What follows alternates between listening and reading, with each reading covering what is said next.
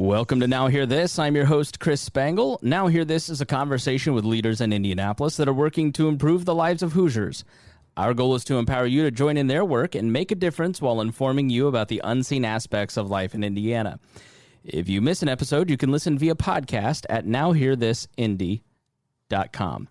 Today, I am joined by Jennifer Pope Baker. She is the president of the Women's Fund of Central Indiana. Their website is womenfunds.org. First, thank you so much for joining me. And secondly, please tell me about the Women's Fund. What do you do? Well, hi, Chris. Thank you for welcoming me to Now Hear This. I'm pleased to join your great history of speakers this past year since you started. Women's Fund of Central Indiana mobilizes people, ideas, and investments so every woman and girl in our community has an equitable opportunity to reach her full potential, no matter her place, race, or identity. For nearly 25 years in May, we have been doing that by exercising the power of our endowment. So we have about a $15 million endowment. We're a special interest fund of the Central Indiana Community Foundation, which people know as CICF. And we use the unrestricted assets of our endowment to support women and girls, particularly those who are most underappreciated. I think that sometimes people would say marginalized or living in poverty or other terms like that. And we prefer to say underappreciated because people would not be in all of those other categories if they were appreciated for who they are and what they have to contribute to our community. I think when people think of nonprofits, they often think about, on the ground help, like, active programs. They may think of like a homeless shelter or a food bank. But people tend to not necessarily think about folks who fund a lot of that work, like CICF. I think that's a really important charity here in Indianapolis, the Lilly Endowment and the Women's Fund. So can you talk about your work? Like, you don't necessarily do programs, you mentioned off air. So how do you facilitate helping with caregiving, domestic violence programs, girls programming, economic empowerment? What do you do to really make an impact on the community? How does it work? Well, we serve as the expert resource for women and girls. So we spend all of our time and energy in the grant making space of understanding what is happening in and with the organizations that serve women and girls. We want to know not only are they providing quality programming, but what do their operations look like? What do their what's their financial situation look like? Who are the people who are leading the organization, both the staff and volunteers? We want to make sure that organizations that are providing programming for women and girls are led by women. So we look at their boards to see what's the composition of the board. If the board is not comprised of at least 50% women, that's a bright line for us. And we say, we aren't going to fund until you're in that space. But if you would like us to help you identify women who have alignment with your mission and who could bring a good voice to your decision-making table, we'll help with that. So while we're not creating programming, we're using our community leadership and our influence to make sure that the organizations supporting women and girls are strong. And then we provide grants to those organizations to fuel their programs, to make sure that they have the funding necessary to meet the changing needs of women and girls in our community. In 2020, for instance, we did a pivot and put all of our money into the impact that COVID-19 was having on women and girls. We know that COVID-19 and the pandemic and quarantining and people having to work from home or losing their jobs disproportionately hit Black women and brown women in a different way. And we know that people who are already living on the edge, who already were hanging on by a string, it was so much worse for them, so much worse for the organizations that support them. And so that's where we channeled all of our energy this year with our funding.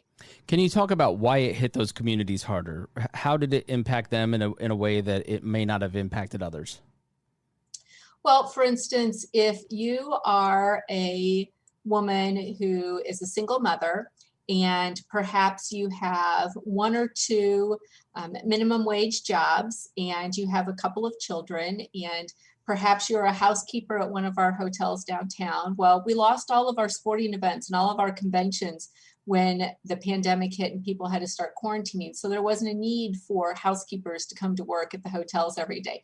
There wasn't a need for people to be working as a server in a restaurant. And so then those women were losing their income.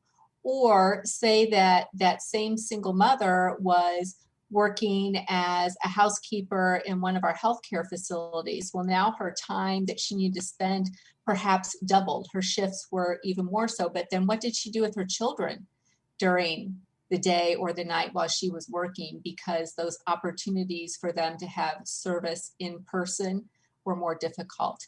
It became more difficult for women and girls because women are disproportionately impacted through intimate violence. And we know that that escalates when people are stressed. And this could not possibly be a more stressful time with economics, with job loss, with having to stay at home, with having to teach your children from home. And so women who were already vulnerable because of that space became even more vulnerable. Thank you for listening to Now Hear This. My name is Chris Spangle. Please subscribe to our podcast in your podcast app. Search for Now Hear This with Chris Spangle. I'm speaking to Jennifer Pope Baker, who's the president of the Women's Fund of Central Indiana. Their website is womensfund.org. So in solving those problems, can you talk about a few organizations that you've helped, that you funded, and what is their work like? What are they seeing? What are they doing on the ground here in Indianapolis to help those families? One of the grants that we made in April, so we did a very fast pivot and put money right out the door, signed checks on April 1st into organizations. And one that I was most excited about was a $10,000 grant that we gave to the Indiana Diaper Bank. And that would allow them to purchase an entire semi-load of diapers and wipes to then they distributed to organizations supporting women who needed diapers and wipes. There are so many people who cannot afford to buy diapers for their kids that they reuse them. And as a mother who's had two kids who were in a lot of diapers back in their day, I can't imagine having to reuse a diaper or not even having wipes accessible. And if you think back to the beginning of the pandemic, when people were hoarding toilet paper, well, the people who also needed to buy diapers, they were hoarding those as well.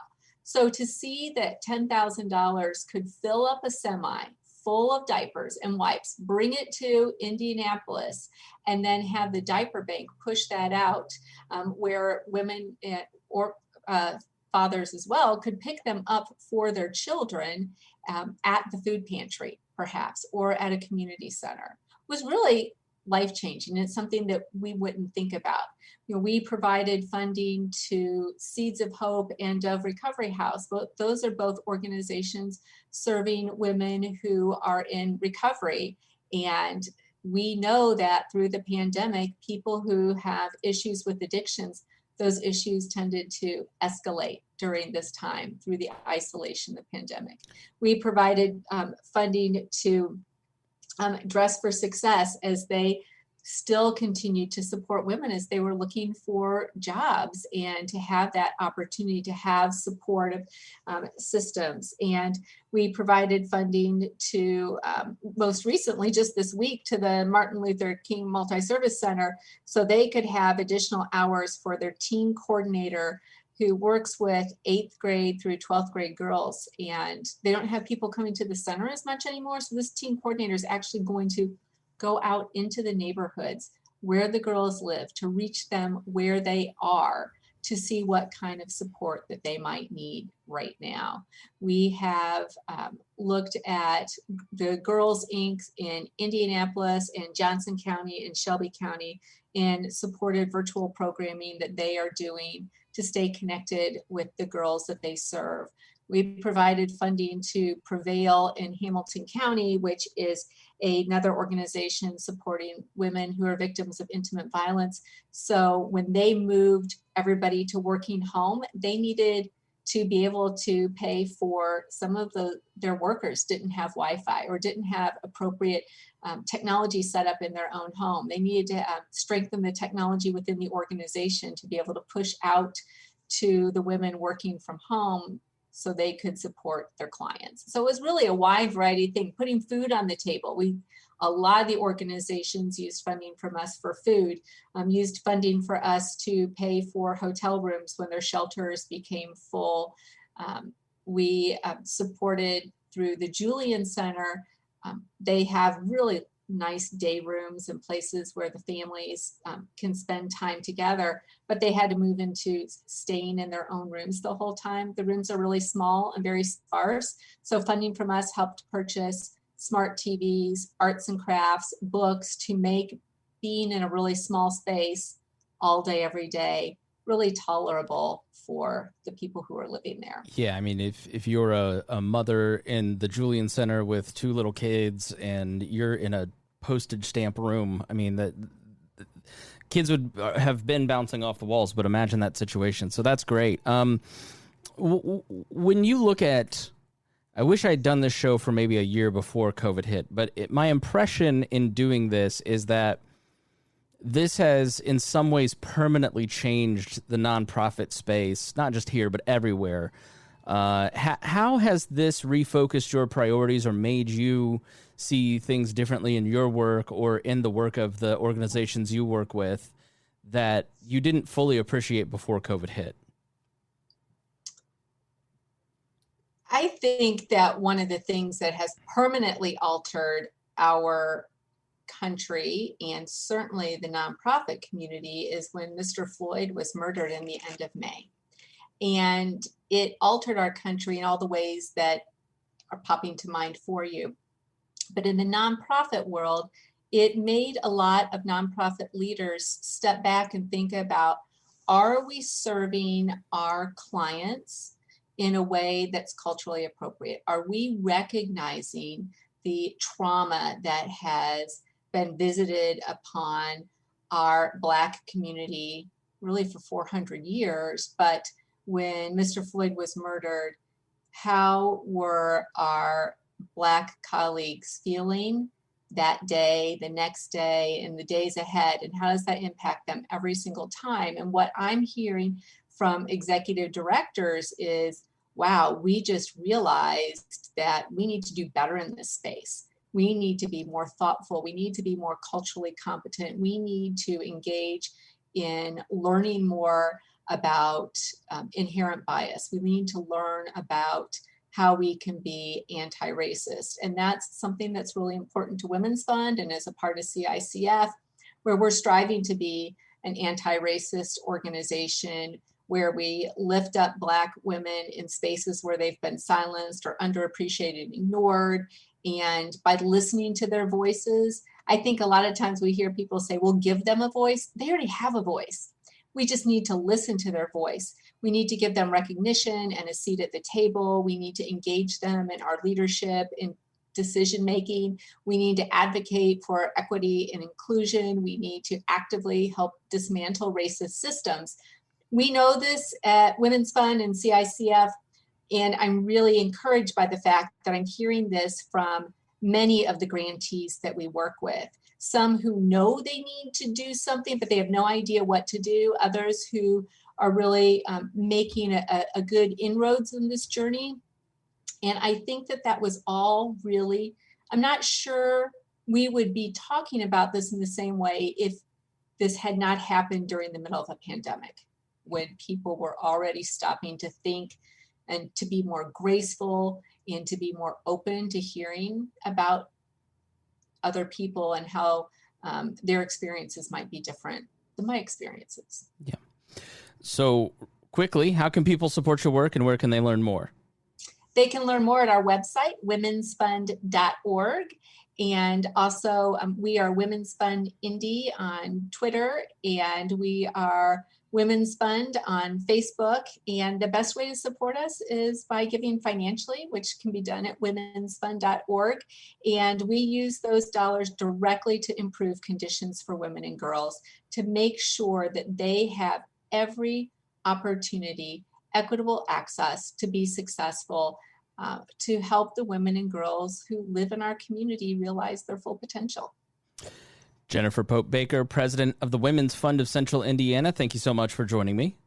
Thank you for the invitation. I appreciate it. Thanks for listening to Now Hear This. I'm your host, Chris Spangle. If you missed any portion of our program, you can listen on our website, nowhearthisindy.com.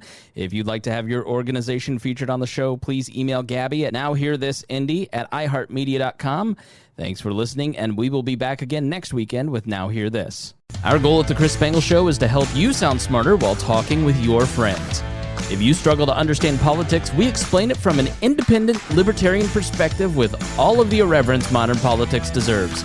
We toss out the screaming heads and put people before political parties and give context to the news to make you think. I'm the host. I'm a 15-year veteran of politics and media, and this show is published every Saturday. It's part of the We Are Libertarians network, and be sure to join Wall Plus for bonus podcasts, the complete archives, commercial-free shows, and more. Subscribe now at wearelibertarians.com.